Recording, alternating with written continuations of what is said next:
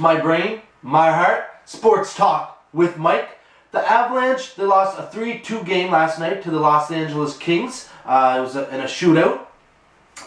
The first period and most of the second period, Colorado defense did exactly what they do. They can't get it out of their defensive zone, and they can't keep the puck in the offensive zone. That's something that the Colorado defense have had problems with. They don't know how to start a rush, and it's really frustrating for me to watch. But a rookie goaltender for the Colorado Avalanche, his name is Sami Akalio. I think I pronounced it right. Suffered an injury midway through the third period, and Jean-Sebastien Giguère, he had to come into the nets for the Avalanche. Now, if you caught wind of it, he ripped into the Avalanche players being lazy pretty much because they feel that their season is over. So he ripped into them. But now, Giguère, I'm going to rip into you, mofo. Because in the shootout, like, you want them to try out, and they did. Like, I mean, too bad it wasn't for a whole 65 minutes. But since about, like, the 10-minute mark of the second period, they went hard. I'm going to be honest, they went hard. They outplayed the Kings. But you, Giguère, in the shootout, did you make an effort? For all 3 goals, you pretty much did jack all. Jeff Carter's backhand, you slid across the ice, didn't try too hard. Dustin Brown's wrist shot, top right-hand corner, your glove didn't move, bro. And then when Kopitar slid it between your legs, that's a classic move, man. What are you doing? Giguère, you were lazy tonight, buddy. You made some great saves there in regulation, a couple in overtime, but shootout, man, what were you doing? What were you doing? Today's episode, I'm going to go through my thoughts and feelings on overtime and the shootout. Cheating in sports, steroids, going through, taking penalties and fouls, doing like things that aren't like behind referees' back, you know, 3 blind mice type deal. And what teams and just need to relocate. So we'll kick it off with overtime and the shootout. I love the overtime. I'm a big fan of the overtime in playoffs. Overtime in the regular season, I have a major problem with. I'm really trying to have my voice heard by the big names in the NHL because they need to get rid of the 4-on-4 and the shootout especially. The reason why I like the playoffs overtime, it's 5-on-5, 20 minutes non-stop until someone scores a goal. I like that because it gives a sense of urgency. It's fair that no open ice. It's just as hard to score a goal as if it was just a 5-on-5 during the regular periods, first, second, and third. And that's what I like about 5-on-5 in the overtime in the playoffs.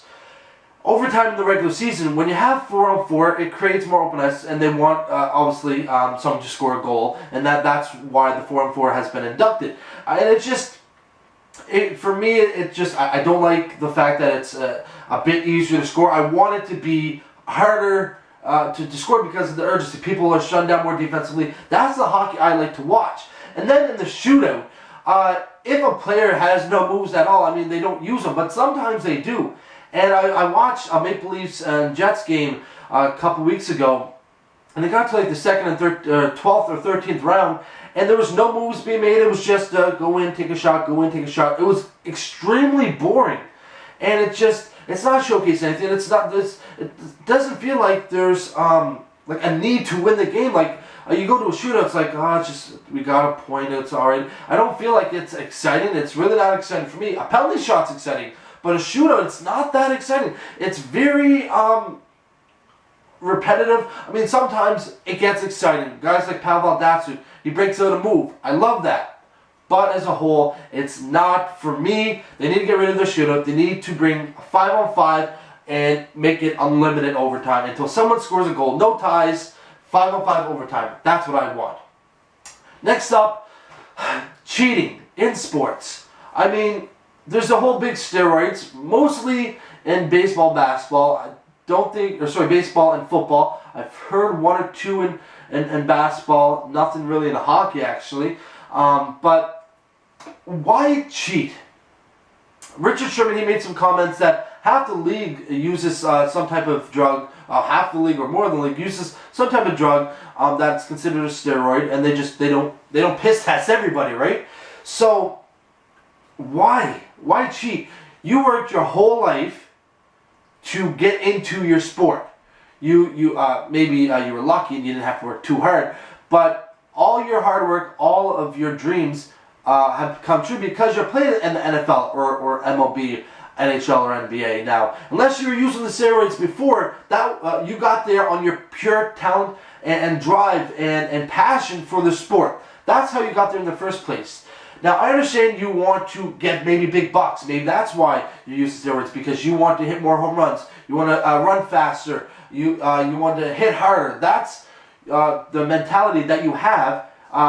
That's why you take the steroids, because you want to be the best at your position. But what's wrong with making it and just being average, doing your job?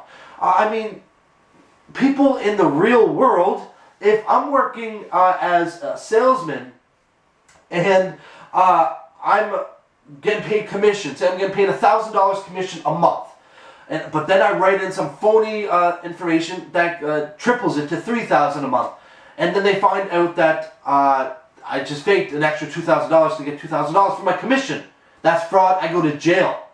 Now, I don't get suspended. I go to jail for fraud. These people are fined. It all depends on how much, obviously. But the players, they just get suspended 50, 100 games, 3 times you're banned. But really, why do it? The fans are going to be against you. You're not going to have respect of the clean players, because they're the ones really working hard, and you're overshadowing them because you're cheating. I hate it. I also hate when players they do little digs when they know the referees or umpires aren't going to see, and a penalty, like slash a guy not get seen, or foul a guy not get seen, or blindside an NFL player completely. That's just not even part of the, I just put a spikes up when you're sliding. That stuff, I hate. It shouldn't be part of the game, because they're grown-ass friggin' men. Really. You guys, you're going to be little kids and do that? I know emotions and tempers flare up, but that's where you got to control it. You're an adult. That's what you're supposed to do.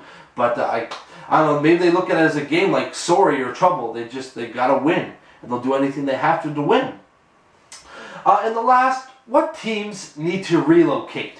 When I look into the NHL, I'm looking at a couple teams. Like the Phoenix Coyotes, that's something that I don't even have to mention. Phoenix, they need to make a move. They need to be able to make more money than they're spending.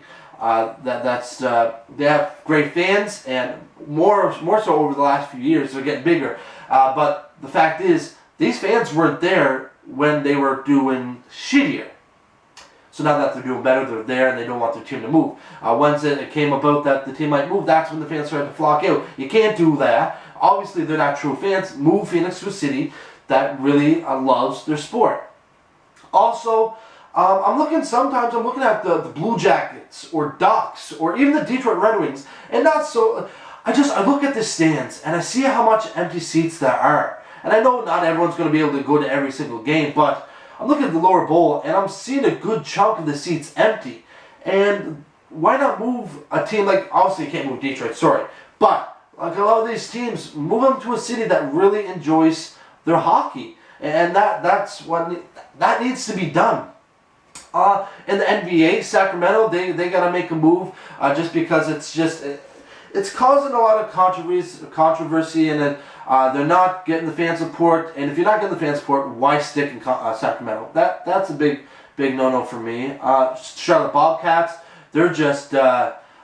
I imagine when I'm watching the Charlotte Bobcats, which isn't often who watches the Charlotte Bobcats, but when you do, the fans just aren't energized. Even though they have some young talent in Kemba Walker and Michael Kidd-Gilchrist, they do have young talent, but they're not excited. If your fans aren't into it, you got to make a move, son. You got to get out there. There's other teams, other cities. Go to Seattle, man. You got to make a move, and because you need fan love. That's what a team needs, is fans.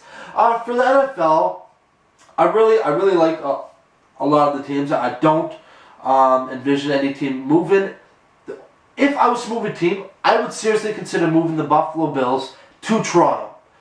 Bring a Canadian team into the NFL, into the National Football League. Just do it. I mean, Major League Baseball has one Canadian team.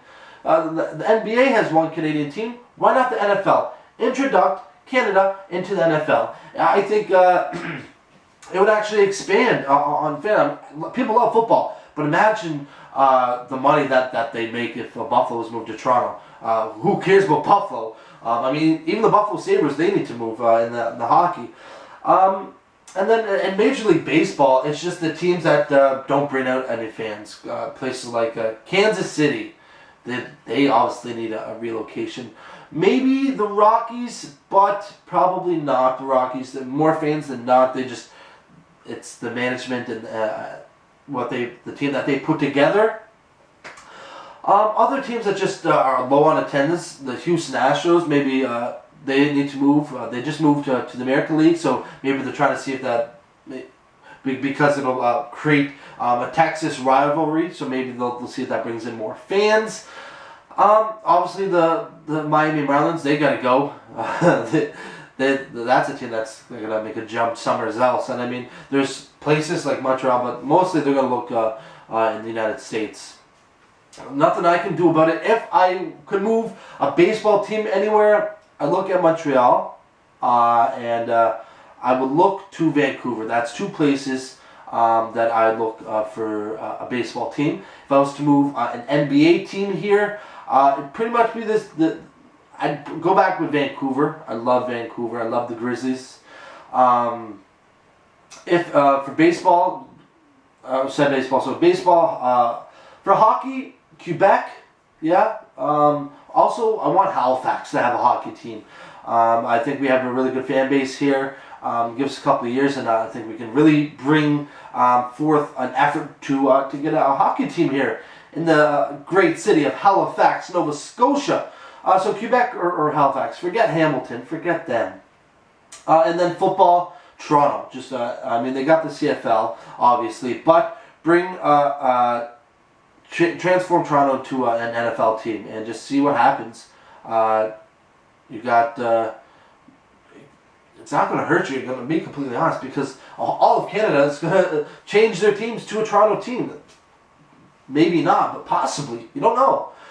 But that's it for today's episode. I hope you enjoyed it. Hope you enjoyed my thoughts. If you have any comments, you can always tweet me at sportswithmike or email me sportstalkwithmike@hotmail.com.